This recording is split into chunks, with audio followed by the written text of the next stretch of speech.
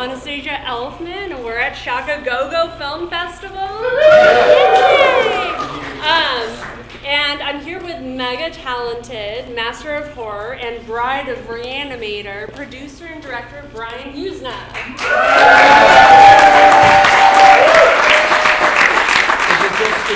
guess it's just the two of us, right? Just the two of you. You know, Anna, you make me feel overdressed. I think I'm going to have to take off my jacket. Okay. Woo-hoo. All right. Okay, so let's dig in. So what did you want to do differently with Bride of Re-Animator compared to the first film? Well, I think maybe the first thing was to kind of use up the parts of the Lovecraft stories that we kind of didn't use in the first one. So that, and then I kind of wanted to make it more like operatic and also use a whole lot more effects. Stuart he's into effects. He didn't like anything to do with like visual effects. You know, he liked stage effects because he was basically a theater director, right? So then that was the idea, you know, to make West a little wilder and, I don't know, kind of overdo it a little bit. Well, I think you did it perfectly. Talking about creature effects, which were the hardest to pull off? I think maybe, I mean, you know, the green screen isn't very good. But I think the stuff Screaming Mad George did, trying to come up with theater experiments, you'd think it would be real easy to come up with stuff, and it's really hard, because it kind of has to make sense within the story. But he did some cool stuff. It was good stuff. Yeah, it was great. It's so shocking, especially on the big screen. So do you have a favorite practical effects gag that was in the film? Well, I'm embarrassed and kind of exhilarated by the bat wings on Dr. Hill's head.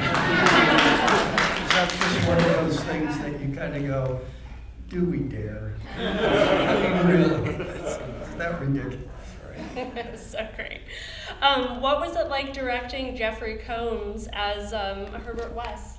Well, it's pretty easy. He'd already done it, and Bruce too. Bruce had already played the role. Yeah. You know, in the first one there are a couple of nerds, and then I wanted, you know, in the stories they go to war. And so then I wanted Bruce to be more dashing, so I gave him a blousey shirt, you know. And in West I wanted him to have a pistol on and be kind of a hard ass, you know. So they did evolve a little bit. Which of the scenes were most fun to shoot? I think one of my favorite scenes is when he builds the finger eye creature. I love that guy. I just think that's that was the one thing that we went through a number of different versions of this story. And the one thing that always stayed in the story was that. You know, because I just wanted to have that little, it's kind of a Disney thing, right? Where you have the people and then you have the little creature, you know, the little rat or something. You know, I did it again on Beyond Re-Animator by having an actual rat. You know, but it was, you know, I think the really daunting part of it was making a sequel to Re-Animator. I mean, it's like you're just setting yourself up to fail, of course. But then the other part of it, so I tried to use all the stuff from the book, which is that they went to war, they found this iguana kind of stuff to make what I call the goop. You know, in the book, it's not until they go to war that he makes this sort of primordial stew that can keep limbs alive without having a kind of together physical system. But in the first movie, we just ignored that. We just said you shoot them up and a limb can be alive. In the books, that's not the case. They have to have this, what we call the Cusco iguana, the amniotic fluid of the Cusco iguana is the special stuff. So it was fun to do the war, and then the idea that they would, in the books, in the stories, they never made constructed a life out of various body parts. But we did have, in the book, in the stories, they do have the box with the head of Dr. Hill and the legions of the dead, and they're in a cemetery next to a crypt. All that stuff's in the stories. And then I kind of wanted, I'm trying to remember why well, we called it Bride of Re-Animator. So then I had to go, well, what did James Whale do, right? And there's a lot of James Whale in this. And then plus I went back and read Re-Animator, read Frankenstein, which when I read it as a teenager, it was hugely disappointing. It's just the most boring, dreadful book, right? It's just hard to get through. But then, I thought, well, I've got to look at it again and see why Boris Karloff would pull his teeth to make a creature based on that book. It must be something there.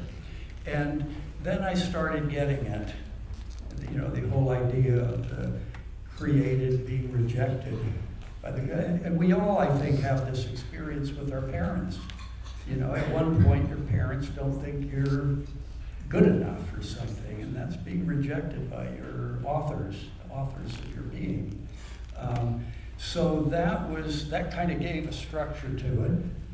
And I love the idea of multiple different body parts. And we never kind of did anything with that, unfortunately. I couldn't come up with what we could have done, which was, I thought, well, there should be some way that the bride acts in which her arms act one way and her legs another, and we wrote this script like in 60 days and had to shoot because it was being financed by this Japanese company, and they said the one thing is you've got to shoot the first week in June, and so we just had to do it, But so that's my excuse for lack of imagination. But anyway, I thought and I liked the idea of the heart, that it was Meg's heart. And actually, in the early versions of Bride of Frankenstein, there is a scene that was not shot, in which somebody was killed and their heart was taken out to be part of the bride.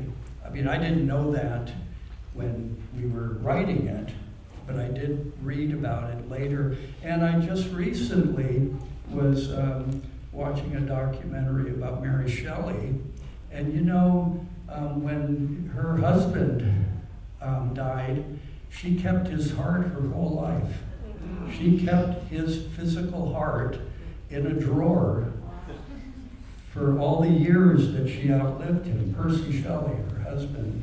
And then it was buried in the cemetery with her, even though I think his body, I'm trying to remember what happened to it, if it was in France or something like that. But I thought that, in my mind, it was just that if you're going to create a man, you start with the brain, and if you're going to create a woman, you start with the heart. Okay, retro, I know it's Me Too now and all that, and I'm not being, I'm being very, very old-fashioned, but it's just how I feel, It's just like that's the cliche, right? Yeah, I can dig it.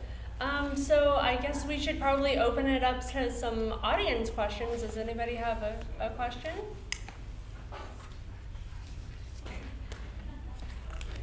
Me and my friends here are all film students from LBCC. If you could do it a little louder, please. Me and my friends here are film students from LBCC, and it was genuinely immersive. I know you mentioned earlier something about the green screen.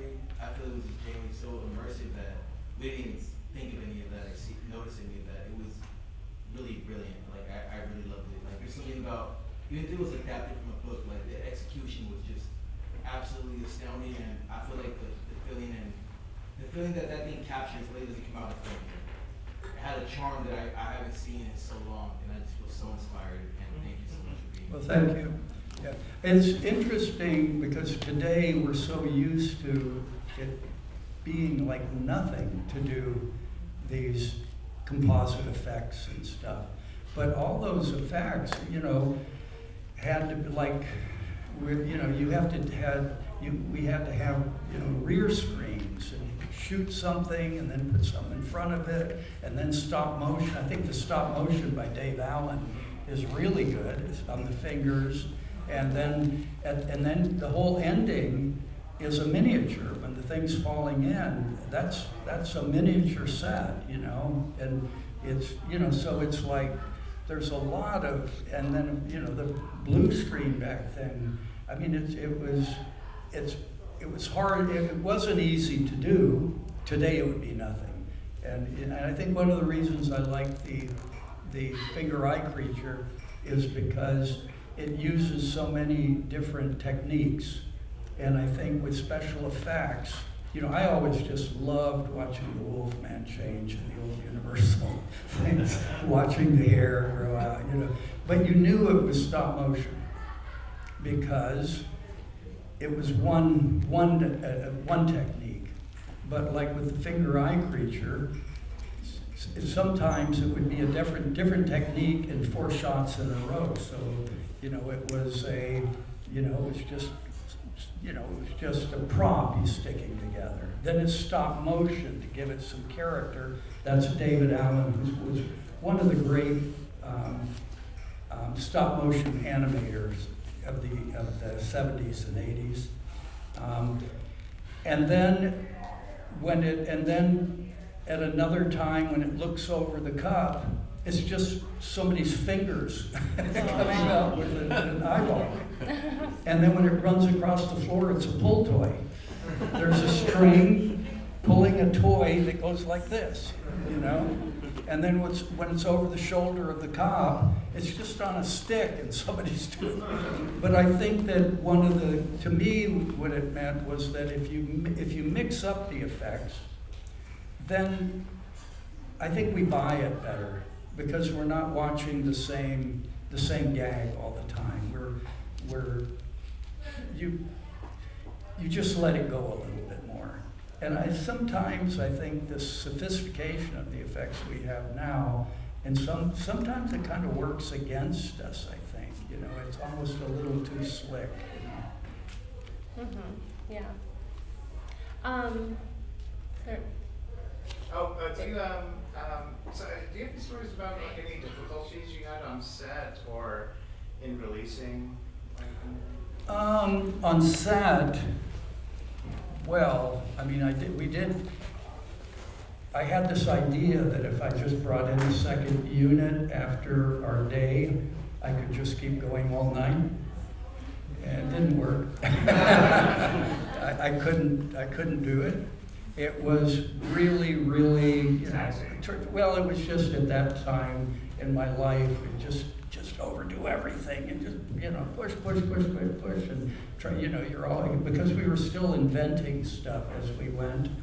And I do remember that at one point towards the end, the crew kind of sat down and we wanted to go overtime again. It was Friday.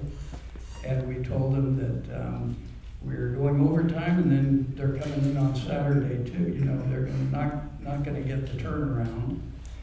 And the crew just sort of sat down and mutinied. They just said, "We're not doing this." And then I remember the production manager and the line producer came to me, and I said, "What are we going to do? What are we going to do?" And then I said, "I don't know, they've been working pretty hard."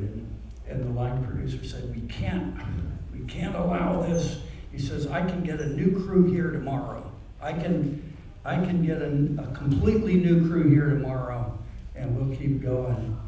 And And then I said, no, you know, let's just give in and all this. And so the line producer went out to them and said, okay, your punishment for this behavior is you have to continue the movie on Monday. Wonderful. Okay, go ahead. A lot of people have read into the relationship between Herbert West and Dan, and there's moments where it's like Herbert definitely seems like a jealous wife in that relationship. I was wondering if that was a conscious decision on your part of thinking of them more as a love triangle on set. Well, I think it's built into the story, you know. But I don't. It's not like I mean, I never thought of it as being kind of like, oh, Dan and West are fucking each other. I don't but I do think that Herbert's very jealous. He thinks these women just keep getting in the way of the work. The work, you know. Look how hard he got to get Dan in there with them, you know. So I would say yes and no, you know. But it's obviously in the, you know, it's a buddy movie in a way. Yeah, do we have time for one more? Or? Yeah, so. Okay. Any stories about working with Woody Keith? Wow, that would take another Q&A. Who, by the way, Woody Keith is now Zeph Daniel. So that's who he is now. He's out, and that's kind of more of a society question. But I had been working with Stuart Gordon and Dennis Paoli originally on the script. And then it was like January, I guess it was '88 or something. And it was a whole different story. West and Dan worked at a mortuary. And Megan comes back. And we were working the story, and then I got the deal of the financing from Japan. And so the thing about that, and actually, I don't know, is Paul White here? Paul? Oh, there he is, back there. Stand up, Paul. He's the guy who got the financing from Japan, also financed Society, and now he's putting out the 4K of Bride of Re-Animator this year, right? I think pre-sales are now if people want pictures. So anyway, Paul's the guy who got the money, but it was weird. It was like the beginning of April or something, and for some reason it was kind of like, well, you have to start the first week in June. And I remember, and I went to Stuart and I said, we got to have the script now. We got to go. And he said, well, it's going to take 6 months. And I said, then I don't have the money. He said, well, that's what it's going to take. So I went to Woody Heath and Rick Fry, and I said, let's start over. And we just spent, I mean, normally it would be after my kids were asleep, like from about 9 or 10 until 3 in the morning every night. We'd just start, you know, brainstorming. And I mean, it was certainly a rush job. And I think the movie shows it, but I think there's a lot of fun in it. And I think the bride is kind of a cool character, and I kind of regret, you know, I don't think I ever had the confidence in that character. And so, and maybe I was just sort of channeling too much of Bride of Frankenstein by bringing her in at the very end. And then after the movie was over, I thought, God, she's the best character in the movie, and I gave her about 5 minutes of screen time. It's crazy, right? But that's the same in Bride of Frankenstein. You know, come on, Elsa Lanchester is just great. And she just shows up, and then the ceiling falls in it. Yeah, how long, I have a question, how long did that take to apply all of the bride's effects and gore? It's so, it was so massive. Yeah, it must have been hours and hours and Yeah. hours. I mean, it's a full body thing. There is an interesting story about that because I got K&B to do it. And I always use a lot of different effects companies. And I kind of had a little kind of tension with them because I told them, look I want her, I wanted there to be metal and flesh, that I thought that, the way they would connect the limbs would be kind of go to the hardware store and get ball and socket metal and fuse it. I just thought that would be cool. It's a little bit ahead of its time, too. Pardon? It's a little ahead of its time for what you're doing, Yeah, maybe. Yeah, I'm trying to think of what kind of stuff. I mean, I think this is after Tetsuo, the famous Japanese. That was and Giger, he did biomechanical, and so it's not like it was unknown. But I just thought it would look cool, and then I said, but don't, for her costume, I don't want to see Bride of Frankenstein. I don't want mummy wrapping. And when it was time to shoot the first scene, she came out and wanted mummy wrapping.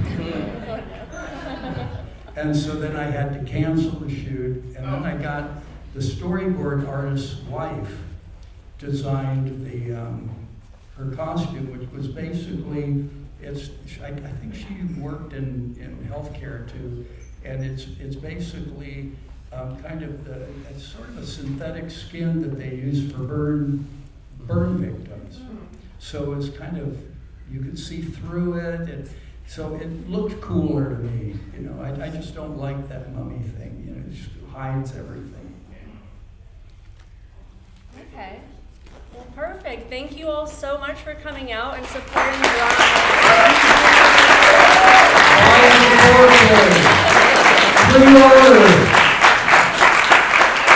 Thank you. Brian Yuzna is going to be in the lobby, and we've got some posters of Re-Animator and Bride of Re-Animator if you want to buy posters. He's going to sign for a while, or if you brought something to be signed, he's going to be in the lobby. So find us in the lobby, and we're going to take a break. Oh, Anna. And then we'll have Forbidden Zone. Never heard of it.